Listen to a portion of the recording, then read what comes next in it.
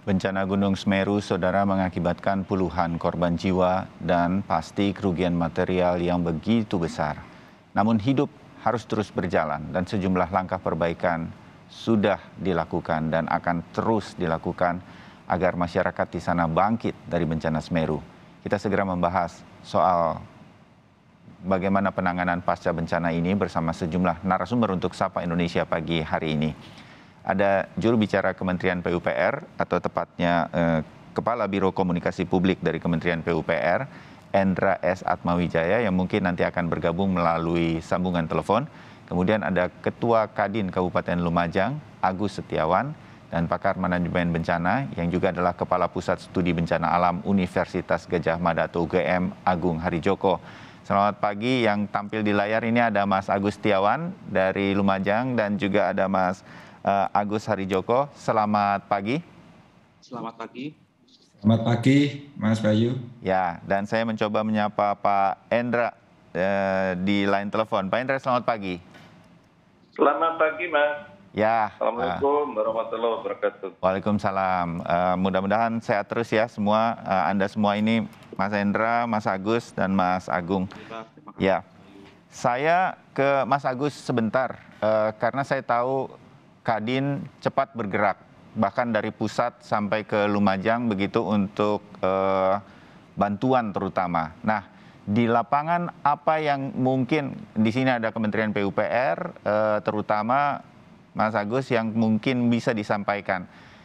Biasanya dalam menyalurkan bantuan gini, kalau dalam situasi bencana alam, kita tahu ada jembatan yang cukup penting yang menghubungkan Lumajang dengan Malang juga putus. Nah, ada kendala-kendala apa dalam penyaluran bantuan selama ini atau sampai sejauh ini? Mas Agus, silakan.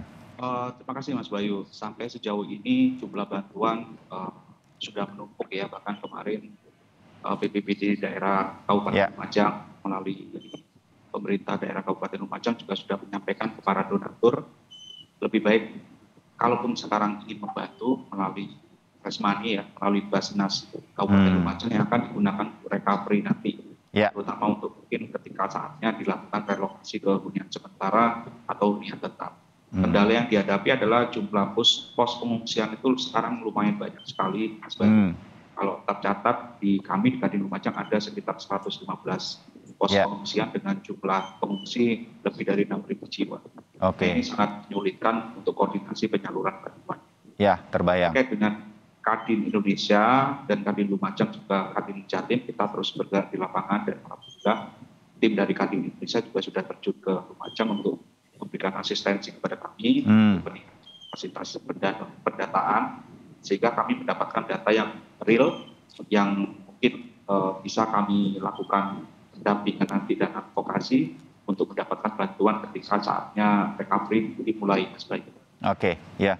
Mas Agung sedikit ya, nanti ada hubungannya dengan Mas Agung Harijoko ini karena kita akan melakukan instruksi Presiden sudah harus ada relokasi warga dan lain-lain. Dari sisi sektor usaha, dari Kadin sendiri begitu, Kamar Dagang dan Industri, akibat dari pasca bencana Semeru ini, Lumajang ini kan cukup kompleks ya, ada pertambangan pasir, ada perkebunan, ada pertanian. Mungkin juga ada usaha kecil menengah begitu.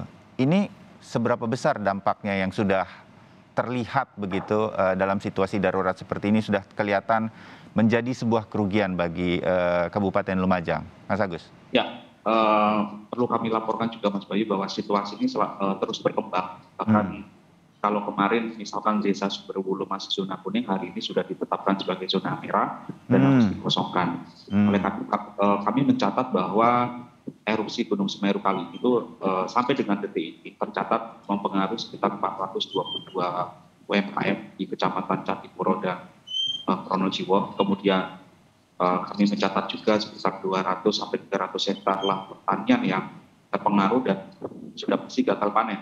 Kemudian perkebunan di daerah Oro-Rombo itu juga sangat terpengaruh karena tertimbun debu dan material vulkanik.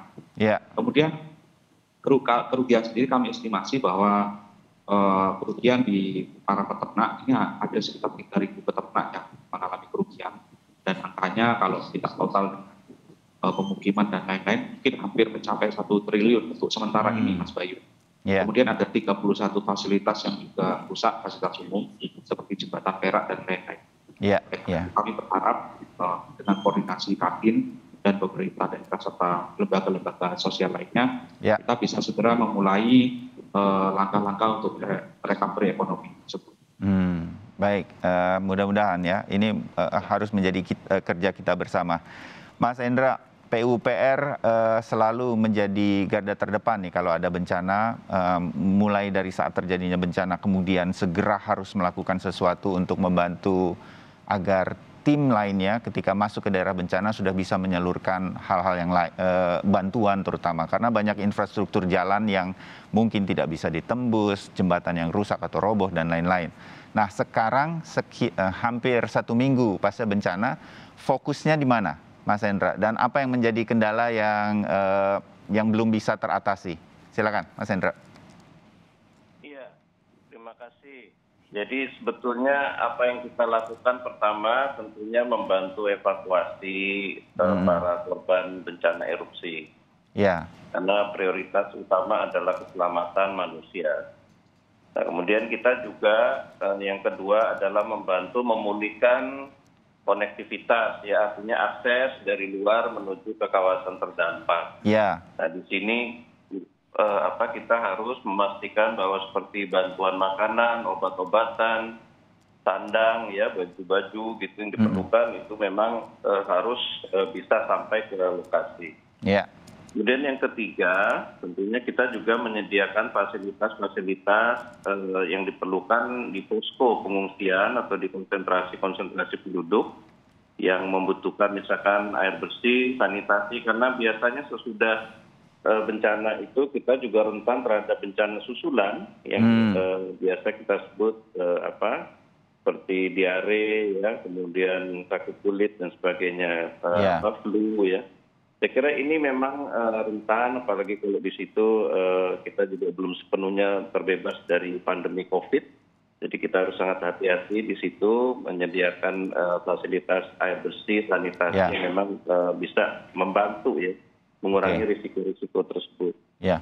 Dan yang terakhir tentunya yang agak besar yaitu untuk memulihkan jembatan itu yang sebelumnya putus ya. Ada 2 jembatan yang lama itu Geladak Perak yang sudah nggak dipakai lagi dan yang jembatan yang lebih baru tahun 98 yang kita sebut dengan Busuk Koboa.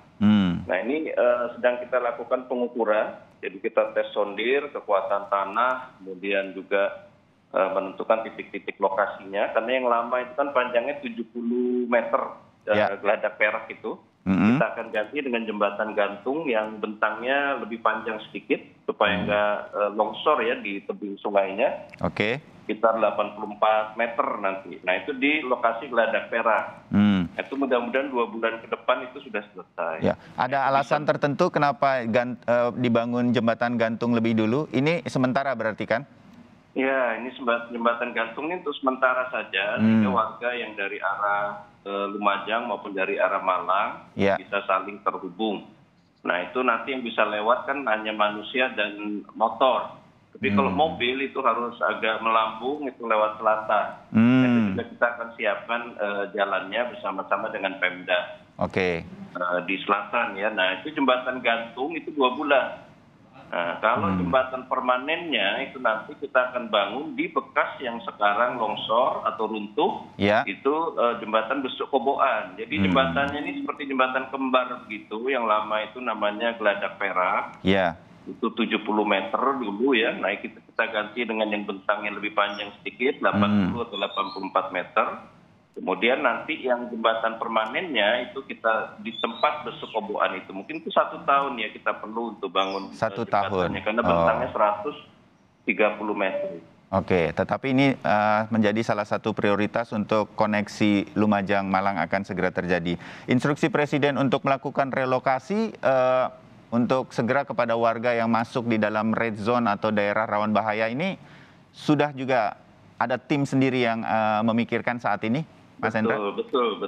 Jadi begini, prinsip dari penanganan pasca bencana itu 2. Jadi sekali lagi kami tekankan kembali ya.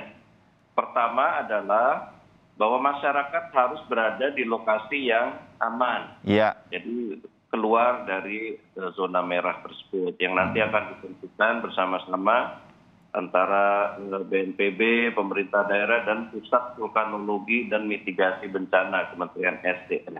Jadi red zone itu ada di sana zonasinya. Nah, kita sebisa mungkin keluar dari area tersebut dan sebisa mungkin masih cukup dekat dengan lokasi saudara-saudara kita yang sekarang terkena dampak erupsi. Itu yang pertama. Yang kedua, kita harus build back better. Jadi membangun dengan cara yang lebih baik. Jadi jangan sampai ketika kita relokasi, itu kita malah justru mendapat tambahan risiko bencana, misalkan longsor. Karena ini kan daerah perbukitan juga ya, ada di kaki gunung ya. Jadi itu juga pasti ada kondisi risiko bencana longsor. Nah ini kita pastikan build back better ini, artinya dari sisi kekuatan struktur bangunan, dari sisi lokasi itu harus lebih baik dari kondisi semula. Nah kemudian Bapak Presiden kan menyebutkan angka perkiraan ya untuk sementara sekitar 2.000. Nah ini yang kita akan dalami lagi, akan kita teliti lagi akurasinya, kita akan verifikasi. Tentunya ini Pemda yang akan bergerak di depan bersama BPBD. Kemudian kami akan menerima data-data tersebut untuk bisa kami tindak lanjuti. Nah rumahnya nanti seperti apa, bisa dalam prinsip tadi aman dan better itu dengan rumah yang tahan gempa juga sekaligus ya, karena daerah selatan ini juga relatif rentan terhadap bencana gempa. Jadi mungkin dengan rumah instan sederhana sehat yang cukup kuat strukturnya RISA ya, bisa kita punya pengalaman di NTB dan NTT. Lalu mungkin juga kalau memang lahannya tidak tersedia, kita coba pikirkan dengan rumah susun.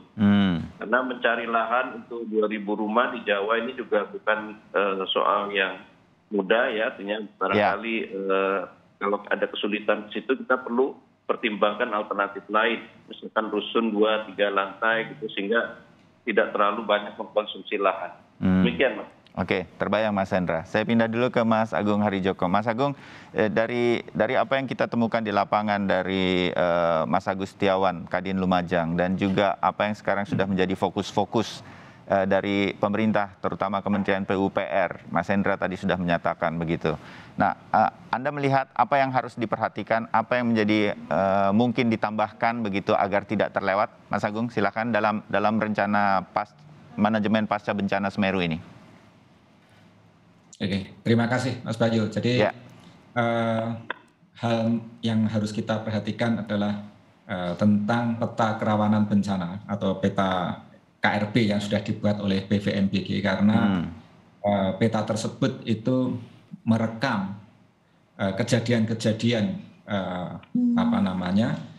erupsi dari atau proses bencana Gunung Api Semeru dari sejak dahulu seperti itu, sehingga terutama adalah yang dijadikan zona merah itu mestinya harus masuk ke dalam tata ruang dan wilayah dari Pemda, dan bagaimana kemudian tata ruang itu bisa dipatuhi sehingga ke depan ini kesiapsiagaan terutama paling tidak adalah penempatan settlement atau daerah-daerah pemukiman ini tidak atau risikonya lebih rendah seperti itu. Nah, ini sekaligus himbauan lah ya kepada daerah-daerah lain yang juga ada di rawan bencana.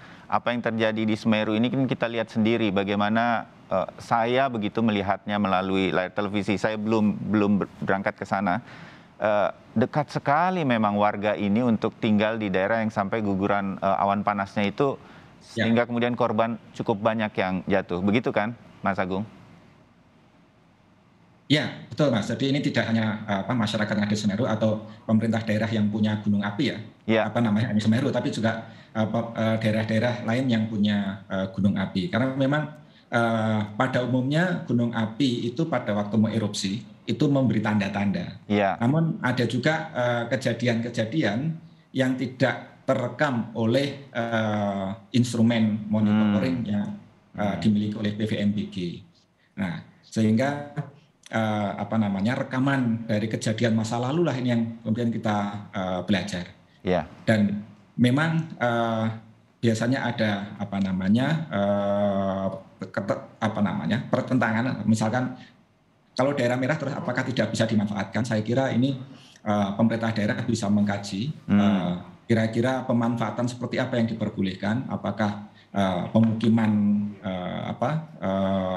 dengan membangun rumah-rumah yang sudah permanen itu diperbolehkan atau tidak, seperti itu harus menjadi pertimbangan karena kejadian kebencanaan itu seringkali memang tidak memberi tanda-tanda walaupun pada umumnya memberi tanda, sehingga salah satu dari manajemen kebencanaan adalah kesiapsiagaan, ya kita mengurangi risiko paling tidak ya tadi itu daerah yang sudah dijadikan daerah rawan bencana ya kita hindari seperti itu. Oke. Baik, Mas Agung, Mas Agus dan juga Pak Endra, kita masih akan sambung lagi perbincangan kita usai jeda. Tetap bersama kami.